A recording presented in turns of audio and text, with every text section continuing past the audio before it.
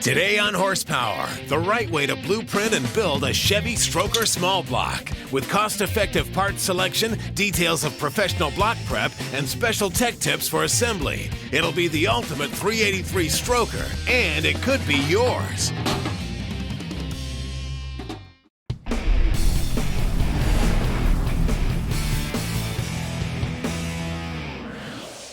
If you own one of the 90 million small block Chevys GM built during a period of 6 decades, you better listen up. We're going to show you how it's actually possible to build a new 383 Stroker in less time, better and cheaper than you could build using the old engine you have. So, how's that possible? First, by eliminating all the machine shop cost and time by not reusing any of your old parts. Now, it's a combination from Summit Racing that all starts with this fully machined mail-order block with features like a higher nickel content that makes it stronger, plus it's a late model roller block with a one-piece rear main seal. It's got the all-important 4-bolt mains, and it's already notched for a stroker crank. The cost, $650. Now think about it. To try to reuse your old block, there's all that time and work in disassembly. Removing those old parts that need to be cleaned, inspected, and machined at a professional shop. And then you get into the cost. Teardown will be about $150. You're gonna have to pay that up front. To bake, shot peen, and Magnaflux, it's another $50. Fitting 4-bolt main caps, $350, plus at least $100 for the main caps. Boring and plate honing, another $150. Decking the block, that's $75. Then there's clearancing for the stroke, at least 1 hour shop time at $65. Installing cam bearings, freeze plugs, and pipe plugs, $75. The cost will vary, of course, but that's right at $1,015. Now that's $365 more than our mail order block. And just like the block, you won't be making any trips to the machine shop with your rotating assembly. We actually picked up all these new parts from summitracing.com for less money than it would cost to machine your old stock parts. Now there's nothing wrong with cleaning and starting your build from here, but there are a few inexpensive tricks that will help out the longevity of your block and parts. Now all you're gonna need is some thread chasers, carbide burrs, a chamfering tool, and some cartridge rolls. Chasing the bolt holes will make sure there's no trash in your threads, and it'll help ensure a good bolt torque. Then, just use some compressed air to blow the holes out. To remove any casting flash which can lead to stress risers and cracks, use a carbide bit to deburr the entire block. Since we're building this short block to handle up to 500 horsepower, we'll be using a high volume oil pump for improved oiling. First order of business, though, is to open up the rear main feed hole to accommodate that extra oil flow. First, using a carbide burr, then smoothing it out with a cartridge roll. Since this will move more oil to the top of the engine, we're going to open up the 4 oil return holes in the lifter valley to get it back to the pan quicker. Now this is critical on a street engine, so you don't suck the pan dry and starve your bearings. To get rid of any rough edges in the water ports, we're going to smooth them out, which will help with coolant flow. Now here's another blueprinting tip. When the piston is at bottom dead center, it actually sticks out of the cylinder board just a little bit. To avoid scoring the skirts, I'm going to carefully bevel the rough edges on both sides with a cartridge roll, where the skirts can contact the bottom of the bore. To ensure all the debris is out of the oil galleys, we'll remove the screw-in plugs in the back, so we can tap out the press-in plugs in the front. Then using the brush kit from Mr. Gasket, we can scrub the galleys, make sure the debris is loose before we clean the block. And for that, dishwashing soap and water are all you need. Blow it dry with compressed air, then treat the machine surfaces with some WD-40, using a low-lint Scott towel. Now don't forget to reinstall the screw and galley plugs, and replace the press fit plugs. Now using some old tins and cardboard, we can paint the block with high heat Chevy orange. And this paint's good for up to 500 degrees.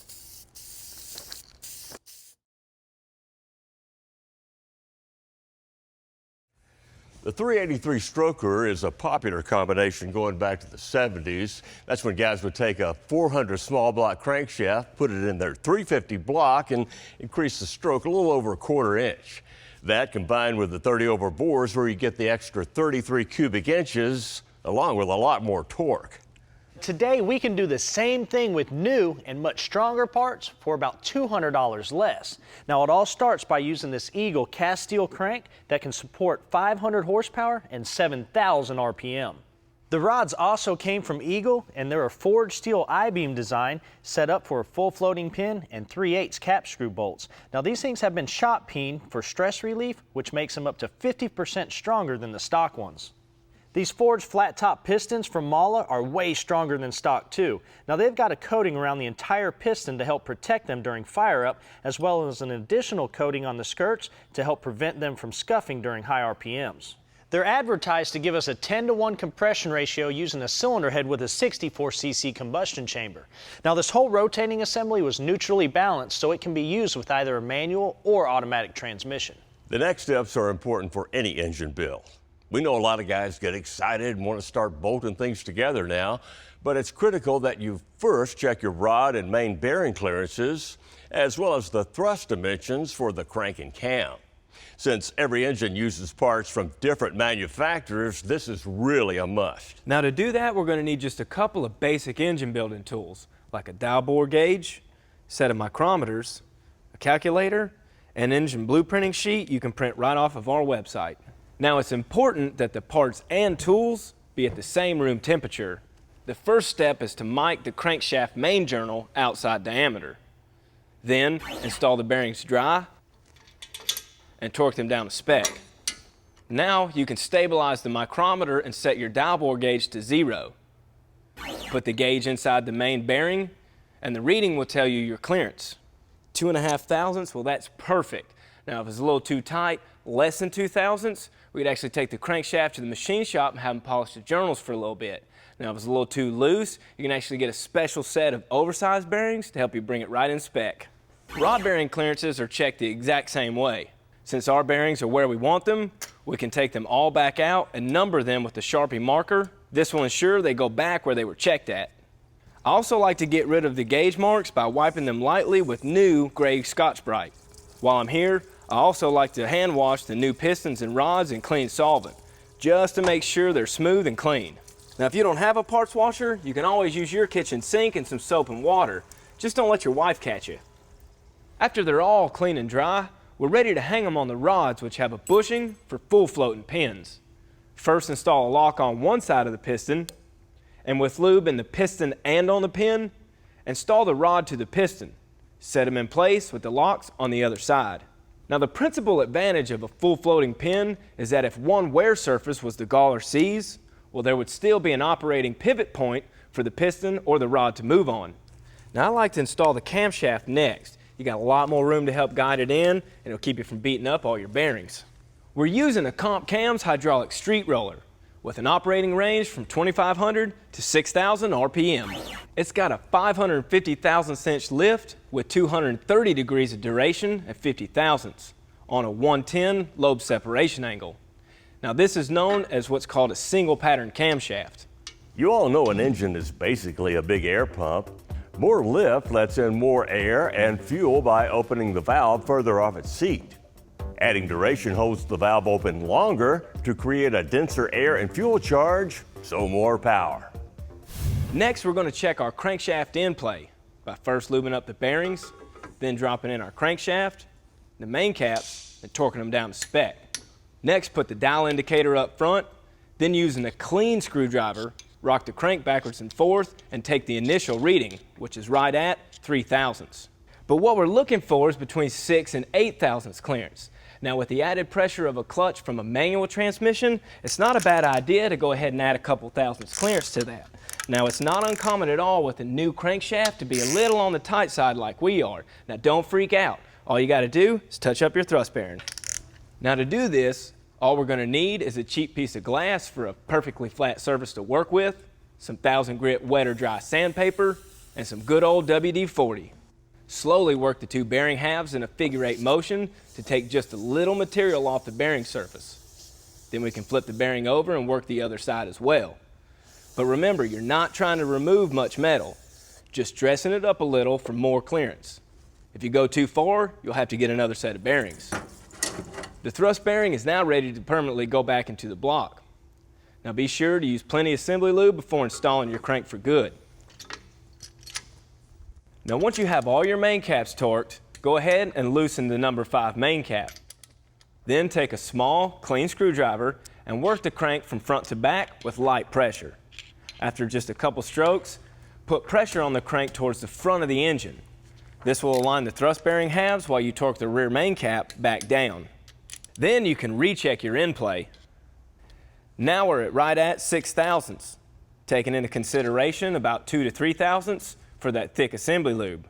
We're going to be upgrading from this factory type single row non-roller setup to a nice billet double row true roller type setup. Now the benefits of this are going to be minimal chain stretch as well as more accurate cam timing. Now remember, this gear is a press fit, not a hammer fit. You can destroy your bearing clearances you just set up on that thrust. That's why we used a gear installer instead.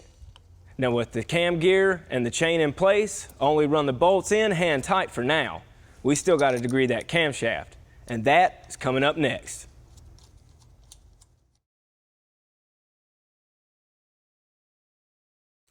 Degreeing your camshaft is the only way to determine if the rise and fall of your pistons is matching the opening and closing of your valves. But first, here's a little blueprinting tip. Put a piece of tape around the ring lands of the number 1 piston without the rings in. This will protect the ring lands as well as take up any slack in the pistons for more accurate measurements. Verifying top dead center is the most critical part of degreeing a camshaft because everything else indexes off of that. First, we mount the crank nut and attach our degree wheel to it. Now we can position the pointer so it's close to the wheel, but don't worry about what number it lines up on just yet. Now rotate the crank so that the piston is close to top dead center and install the piston stop. Then rotate the engine clockwise until the piston contacts the stop. Now we can zero the degree wheel and write that number down. Next, rotate the engine the opposite direction until it hits the piston stop again and record that number. Now add both numbers together and divide them by 2. Now we can loosen the nut and adjust the degree wheel to that number you came up with. Retighten the nut and rotate the opposite direction until the piston hits the stop one more time. That number will be the same, which verifies we just found top dead center on the degree wheel. Now we're finally ready to start degreeing our camshaft, and our goal is to be within 2 degrees of the recommended installed intake center line. Now there's a couple of variables that can throw off that reading, such as the dowel pin location in the camshaft, the crankshaft keyway location, as well as the timing chain itself. Now by going through and degreeing process, we're actually going to make sure that we're accurate to what the cam card says. Insert a cam checker in the number 1 intake lifter bore. Then rotate the engine clockwise until max lift. Now zero the gauge. Normally you would rotate the engine counterclockwise to 50 thousandths before max lift. So we're going to rotate it to 70 thousandths and come back to 50. Now what this does is keeps the chain tight by eliminating any slop to ensure we get a more accurate reading. Now write down that number off the degree wheel. Next, turn it clockwise until you reach max lift again. Now carefully go just 50 thousandths past max lift and record that number off the wheel. The final step is to add both numbers, divide them by 2, and this is your installed intake center line. In our case, 104 compared to our cam card's 106. If it was off more than 2 degrees, we would pull the crank sprocket and use the markings on the gear for the correct location. Now I know degreeing a cam seems a little bit intimidating and a little complex, but with just a few dollars in tools and a little bit of practice, I promise you can get it.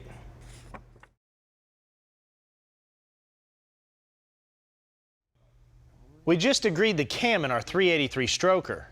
Now we'll check the cam's end play, and at 4 thousandths, we're good to go. After some red Loctite, we torque the cam bolts to 15 foot-pounds, install the timing cover, and the balancer. Now it's time to file fit our rings. Now the ring gap depends on the type of the piston as well as what the engine is going to be used for. Now our pistons are forged and the engine is going to be a naturally aspirated high-performance street piece. The top ring should have at least 5 thousandths gap per inch of bore, making our top ring right at 20 thousandths gap. Now the second ring will be slightly smaller with about 18. First, place the ring in the bore and square it up. Now check the gap with the feeler gauge. Then, using a ring filer, slowly grind material away evenly from both sides. Now make sure you don't leave too much. Heat will expand the piston, and if the gap is too tight, you'll damage it. The stainless steel oil rings are less critical. Just make sure you have at least 15 thousandths of end gap. With the oil expander and scrapers in place, we can put on the second ring and finish off with the top ring. Lightly oil the pistons, rings, and the skirts, and stagger all the ring gaps so they are not aligned. Then use a ring compressor and guide them home. With plenty of lube on the bearings, mate the caps, and torque the ARP bolts to 40 foot-pounds.